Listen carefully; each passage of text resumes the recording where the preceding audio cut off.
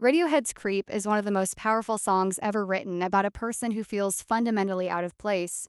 But the deepest reading of the song is not merely that society compares people, ranks them, and makes them feel low status. The deeper problem is that the education system and the broader institutional world around it often fails to fully evolve human character in the first place. It does not adequately cultivate emotional strength, self understanding, dignity, resilience, depth, or a mature sense of identity. Instead of drawing out the full human being, it often leaves the person half formed, underdeveloped, and internally unsupported. So, the figure in the song is not simply someone crushed by comparison. He may be someone whom the system never properly developed. That distinction matters, because comparison and status are only surface mechanisms. Beneath them lies a more serious institutional inadequacy. A healthy education system should help form character. It should help a young person develop self-command, emotional intelligence, social confidence, moral grounding, inner stability, and the ability to metabolize rejection without collapsing into self-hatred. It should help shape a person who can encounter beauty, excellence, or desire without immediately feeling illegitimate.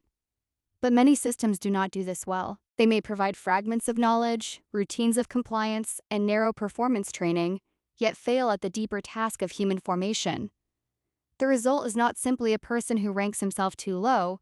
The result is a person who is never fully built. That is the tragedy the song can be used to illuminate. The speaker in Creep sounds like someone whose inner architecture is incomplete.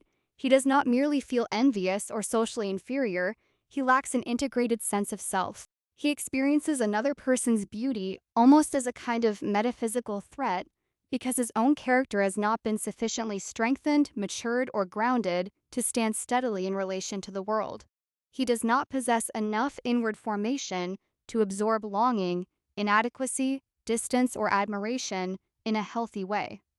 So his desire turns into self-erasure, his perception turns into humiliation, his consciousness folds inward against itself. This is where institutional inadequacy becomes central. The failure is not only that schools compare students or sort them into visible hierarchies. The larger failure is that they often do not understand the true scale of their responsibility. They are not merely delivering information, they are participating in the making of persons. If they do that poorly, the damage runs deep. A person may emerge literate, but inwardly fragile, technically trained, but emotionally unformed, socially functional on the surface, yet existentially weak underneath. He may know facts, but not know how to carry himself through shame, longing, exclusion, or the experience of not being chosen. He may be educated in the narrow sense while remaining underdeveloped in the fuller human sense. That's why the issue is bigger than status. A system can reduce overt comparison and still fail profoundly if it does not positively cultivate character. If it does not teach self-respect, emotional depth, courage, discernment, and internal solidity, then it leaves people vulnerable. It sends them into adult life without sufficient inner structure. Then when they falter, society blames them as though they alone authored the weakness, but often the weakness is developmental.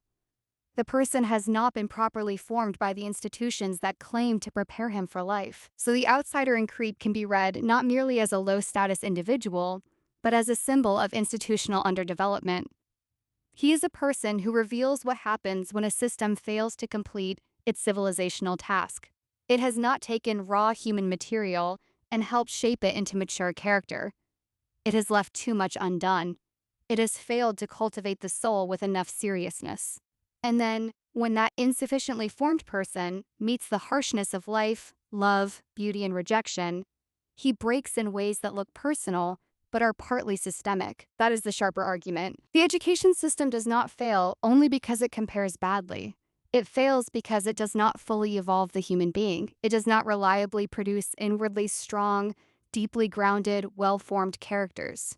And when that formative task is neglected, the result is not just inequality of status, but incompleteness of self. That is what the song can be made to represent, not merely comparison, but the sorrowful voice of a person insufficiently developed by the institutions that were supposed to help him become whole.